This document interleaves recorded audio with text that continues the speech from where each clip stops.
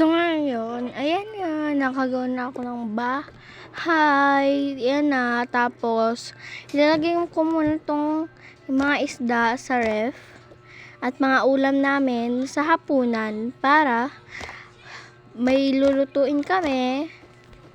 Yan, at saka, yan, may lalagay pa rin ng mga gulay. Lalagay ko mga prutas. Yan. So, ayan na.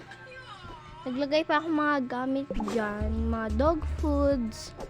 Yan. Ayan, mga gulay. So, ito yung part 2. Yan. Ito, lagyan ko ng itlog. Tapos, yan, mga pechay. So, maglalagay pa ako dyan ng, ng gatas. Maglalagay ako ng mga gatas. Tapos, ayan. Maglalagay ako ng mga gamit pa namin para tapos shower. Syempre wala tayong pangligo, 'di ba?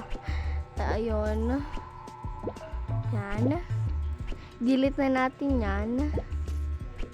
Kasi may hugasan naman sa kitchen eh. Yan natin kailangan. Yan. Tapon natin. Siyempre, maglalagay tayo ng tissue para pag magpupo tayo, yan, may tissue tayo. Yan.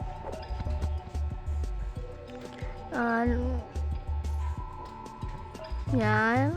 Tapos, naghahanap ako niya ng dishwashing. Ayan, kahit simple lang ng bahay.